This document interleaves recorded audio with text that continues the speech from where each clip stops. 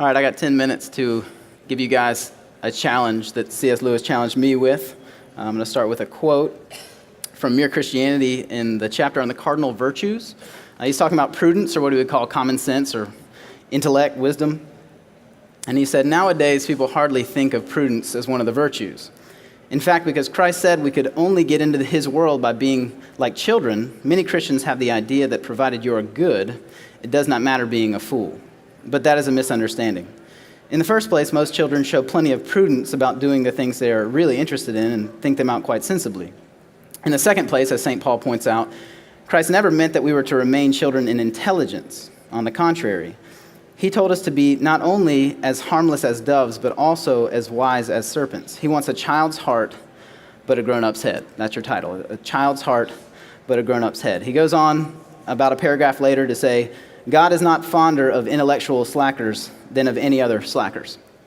I think C.S. Lewis was one of the greatest minds of the 20th century, but not only that, I think he was one of the greatest mental exercisers of the 20th century, and one of his great lasting legacies, both in his time and today, as we read him, is to redeem the half-true stereotype of Christians that we are contentedly ignorant, that we have to check our intellects at the door and then with blind faith walk forward in faith in Christ, paste a smile on our face and walk around with a kind of a happy blank stare and blink, right? And so in a room this size, I can only imagine that the false dichotomy that he presents there and saying, well, you can be good without being intellectually savvy or wise or clever. In a room this size, I would think that that holds true. That false dichotomy holds true for many of you. I know it holds true for me some. I think it has held true from the beginning. In 1 Corinthians, if you remember, in chapter 14, there's a big debate among the Corinthians about speaking in tongues and who does it more. And Paul gets into this little rant where he says, I care a lot more about how you think than how much you speak in tongues. I'd rather speak 10,000 words with my mind than 5 words, 10 words with a tongue. And he says to them, brothers, do not be children in your thinking. Be infants in evil, but in your thinking be mature. And so you might take, in this room, I could imagine you would take this exhortation potentially as well. I really need to pursue a seminary education or some sort of, any kind of education. I need to get into graduate studies or doctoral studies of some sort. And I don't think the exhortation to have a grown-up's head is aimed at any specific form of education at all. I think it's aimed at mental activity or mental renovation, being transformed by the renewing of your mind. If you want a really good summarizing phrase for the process of being sanctified, I would call it the second half of Romans 12:2, being transformed by the renewing of your mind. Being transformed by the renewing of your mind, taking thoughts captive to the obedience of Christ. So in here, I would think a lot of you, while you're at the conference, you're seeking to do that really well, but what about Monday? On Monday, do you compartmentalize and start with your Bible, maybe read a good book. Maybe you're going to read a C.S. Lewis book that you buy this weekend for half an hour, and then you just blankly walk around looking around, pushed to and fro by the winds and waves of every cultural doctrine instead of destroying the plausible arguments of culture. Now, I got to this point in the preparation of my talk, even as I give you that exhortation that I think should land on you, and began to wonder if that side of the dichotomy is where most of you struggle. I don't know that that's the side that I struggled the most with. The exhortation in Mere Christianity is to think like a grown-up, right? To observe, to ponder, to chew, to look at the world like a stand-up comedian. You ever listen to stand-up comedians? They're observing all the time. So as a Christian, you look at the world and you say, if Jesus is before all things and in him all things hold together, I want to look at all those things and see how. How is he the lens of creation? How do these things point to him over and over and over again? And that's the exhortation, to observe and to ponder and to chew. But if you've been to anything DG over the last 10 years or so, which I assume you have by the nature of your being here, if you've been attentive at all, then on some level you already seek the renewing of your mind. You put a pretty high value on that.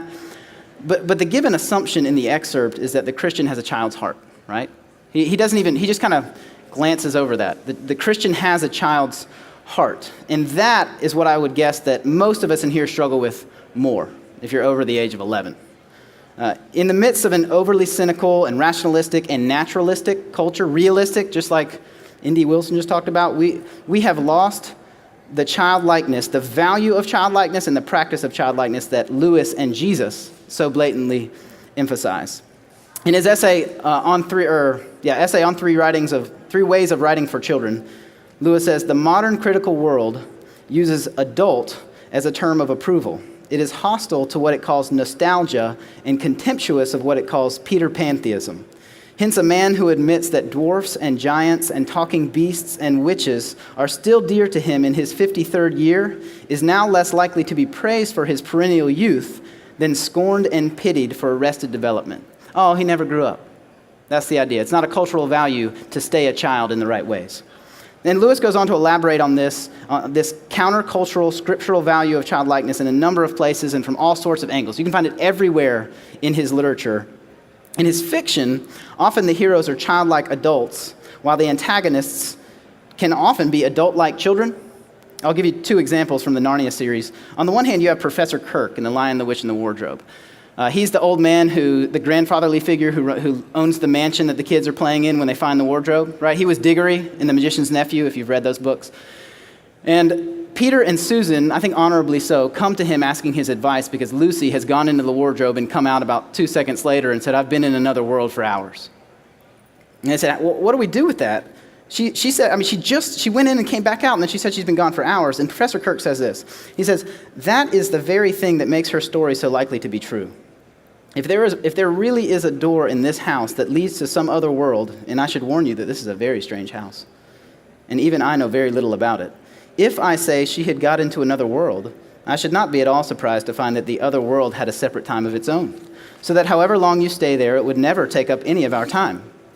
On the other hand, I don't think many girls of her age would invent that idea for themselves. If she had been pretending, she would have hidden for a reasonable time before coming out and telling her story. But do you really mean, sir, said Peter, that there could be other worlds all over the place, just round the corner like that? Nothing is more probable, said the professor, taking off his spectacles and beginning to polish them while he muttered to himself, I wonder what they do teach them at these schools. Professor Kirke is a perfect example of a logical grown-up. He's a logical man, right? He just worked through a very clear logical progression, but he's far from cynical. He's far from naturalistic, saying what you see is what you get. Far from realistic in our traditional academic sense. He is, in fact, full of imaginative, hope-filled wonder and easily acknowledges the likelihood of there being more than what we see. He's a childlike grown-up. Now, on the other hand, on the antagonistic side, you have Eustace Scrubb from The Voyage of the Dawn Treader. Eustace, maybe you guys remember Eustace. And this is how, he's a grown-up in a child's body, right?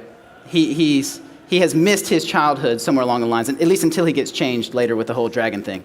But this is how Lewis describes him. He says he didn't call his father and mother, but Harold and Alberta. They were very up-to-date and advanced people. They were vegetarians, non-smokers, and teetotalers, and wore a special kind of underclothes. In their house, there was very little furniture and very few clothes on the beds, and the windows were always open. Eustace Clarence liked animals, especially beetles, if they were dead and pinned on a card. He liked books if they were books of information and had pictures of grain elevators or of fat foreign children doing exercises in model schools, right? Full of information, but not childlike in the right ways. When Edmund and Lucy present to him their story of being in Narnia, C.S. Lewis says of Eustace, he thought, of course, that they were making it all up. And as he was far too stupid to make anything up himself, he did not approve of that.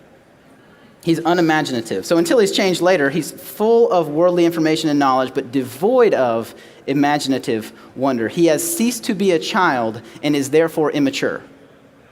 You understand? He has ceased to be a child and is therefore immature. At least a child in the right ways. So clearly one of the childlike attributes that Lewis is calling us to is that of what I would call imaginative wonder or hope-filled wonder. Thinking of, with wide eyes, another world.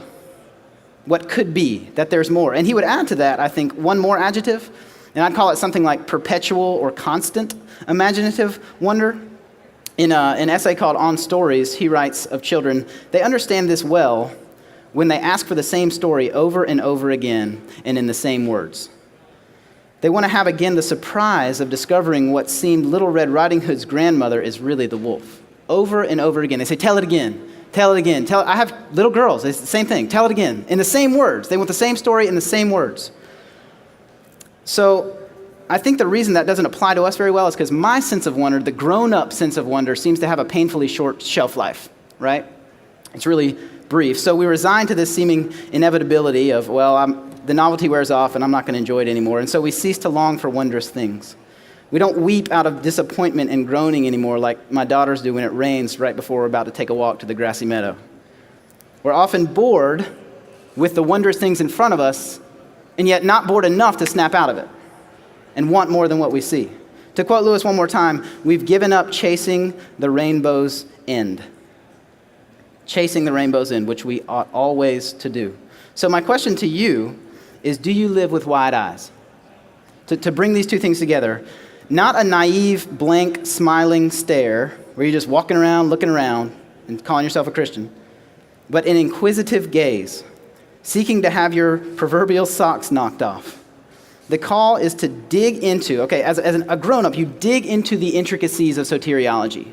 You want to know about the hypostatic union. We want to know about penal substitution and all the ins and outs of how God saved us. And then to say, when you hear the wonder story of the cross with all those details, tell it again in the same words. Say it again in the same words. I want to hear it again and again and again. So do you live with wide eyes? Or maybe a better question, when's the last time somebody called you childlike? And did you consider it a compliment? I'll leave you with that.